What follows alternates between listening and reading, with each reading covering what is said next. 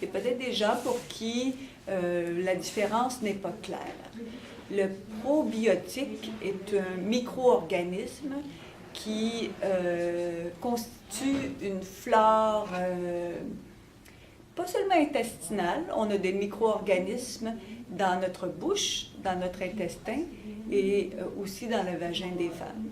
Donc, il y a environ 400 espèces qui colonisent l'intestin de l'être humain. En général, 35-40 espèces pour un individu donné va constituer 99% de la flore intestinale. Cette flore-là intestinale, elle est très, très, très importante pour le système immunitaire parce qu'elle crée du mucus, elle crée une barrière aux invasions. Donc, tout ce qui peut causer un dérèglement, on pense aux maladies, aux infections, peut troubler notre flore intestinale, le stress. Donc, c'est important d'en prendre soin de cette flore intestinale-là en mangeant des produits fermentés. On pense au yogourt, au kéfir, qui est aussi un autre produit fermenté, au tempeh, qui est du soya fermenté. Il y a le miso également. Et puis, il y a la choucroute, qui est un légume fermenté. Il existe aussi d'autres lactofermentations à partir de légumes et de légumes. Et puis, donc, c'est ça. On peut aussi prendre des suppléments. Les aliments présentent toujours des avantages aux suppléments. Quand on est en phase aiguë, qu'il y a un problème avec la diarrhée, aussi, on peut traiter aussi le syndrome du côlon irritable avec des suppléments de probiotiques. Alors, il faut en prendre des quantités quand même assez importantes. On parle de 2 milliards et plus. Quant au yogourt, kéfir et compagnie, souvent ça apporte autour de... ça dépend des variétés, mais des fois c'est 50 millions, 100 millions, 1 milliard.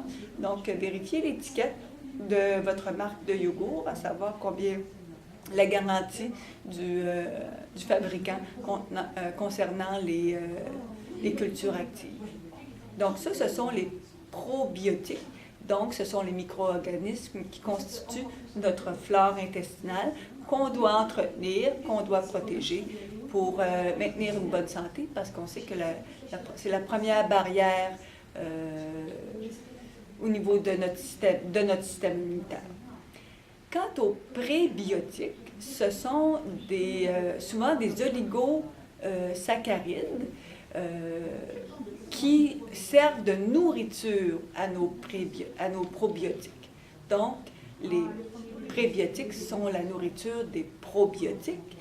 On trouve les prébiotiques dans certains légumes et fruits, dont l'ail, l'oignon, l'artichaut, le topinambour qui gagne à être apprécié de nouveau, et la banane, pour ne nommer que ceux-là.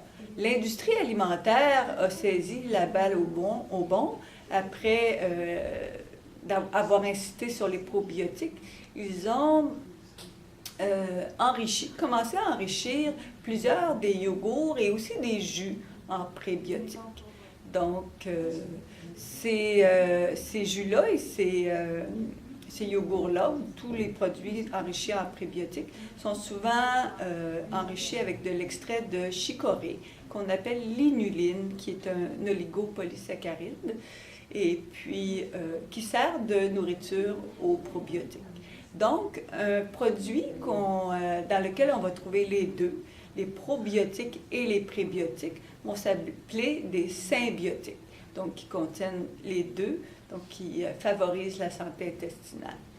Certaines personnes plus sensibles aux ballonnements et aux flatulences vont remarquer que les prébiotiques ont tendance à augmenter ces flatulences-là. Donc, simplement diminuer la dose de prébiotiques ou bien s'assurer d'avoir le probiotique en même temps pour aider à la digestion de ces prébiotiques.